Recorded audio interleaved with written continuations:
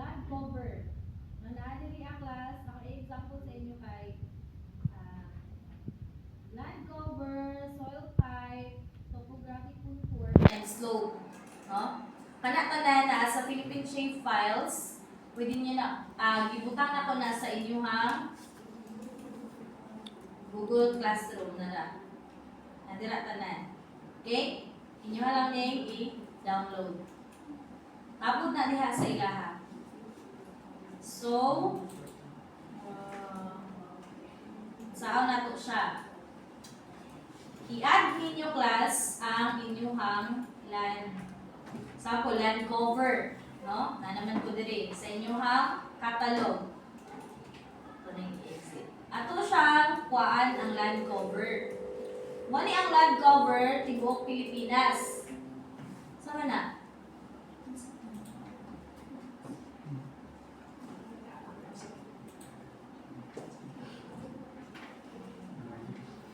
Sige, muni ang land cover class tibuok Pilipinas. Ini. So ato kuhaan ang portion lang sa land cover sa municipality nga inyong gusto. Ato ta sa kanang wala na minaw dali dito patudloan. Sige, add na po din niyo ang inyong datong example na to land type. Diri ata sa your admin boundaries. Kaning 4, di ba mo ni ang mga barangay? Okay.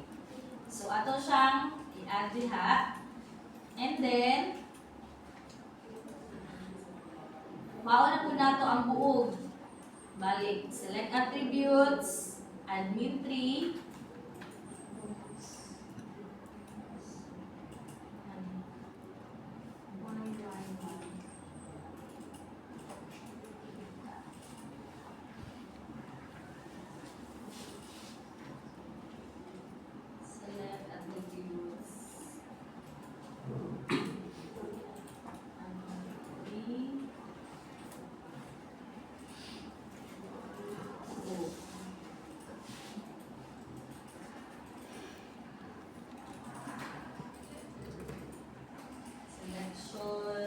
Sunod class, easy na kayo sa inyo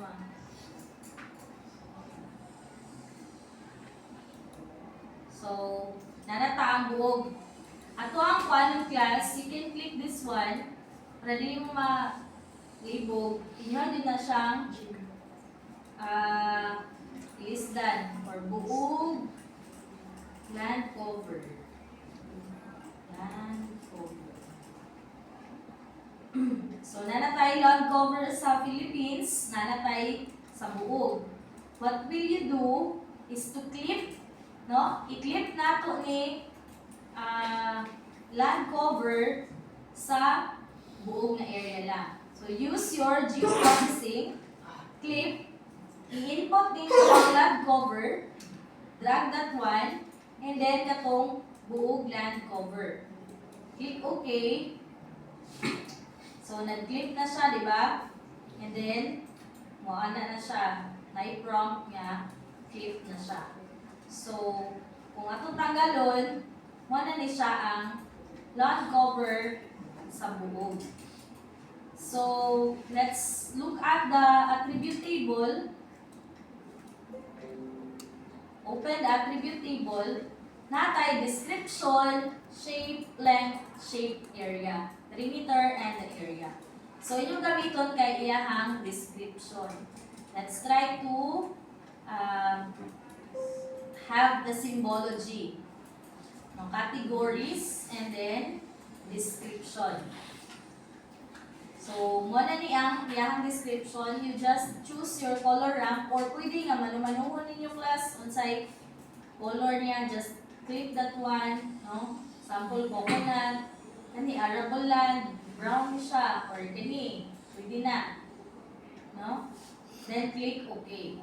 So, pwede nga ka na ang magawa sa ito ha. Meaning, muna ni ang inyuhang legend, no? Ayahang description. So, paunsa na ito mabalaan nga ang usa siya nga land type or land cover. Di ba yung po class, kung kinsa ang mauna mo, dyan siya ang mo gawas. So you check your buog land cover and put that diha sa atubangan niya, sa taas, and then check this one to hollow. And then we can label the features. So C, meaning si Maganay di ay kaya unsa siya? Arable land, crops mainly cereals and sugar. Kaya unsa ang Maganay? Unsa dayon sa Maganay di ay? Kumayan. Sakto. Then kaning Manlin buminta kay coconut plantation. Kaning Pulo, Bagong Bourbon, kuha siya cropland mixed with coconut plantation. No, pamintayan. Ay coconut sa pamintayan wala. Sige, ang Bliss kay nasa arable land and then na po siya cropland. So mo na ni ang land cover. Ani class kay dili ni siya ang katong land cover na ay sa Sentinel 2 o sa gikan sa Copernicus. Kaya atong gigamit features ang bansa. No, ginapa-practice lang tamo sa features. Meaning, unsa nga data ni siya? Unsa ni nga data? Unsa nga data? Type sa data. Pila ka book ang type sa data? Pila? Value. So wala pa kani abot diha. Ani sa lang ta, no? Exercise 1 to 7 is for vector files. Later, mag-raster ta, i-combine na din nato ang vector o raster.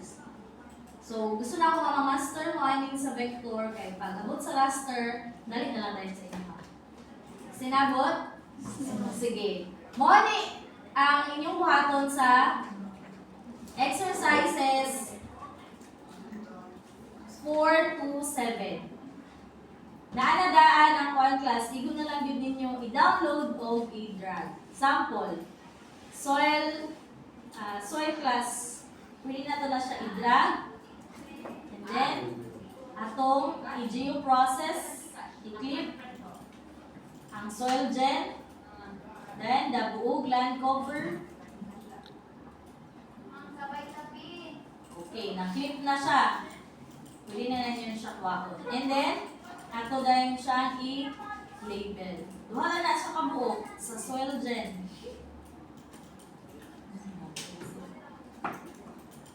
Description. So, meaning, kani nga mga lugar diri class, ang ilang soil classification is trodopods with tropodalps, tropeps, and exosomes.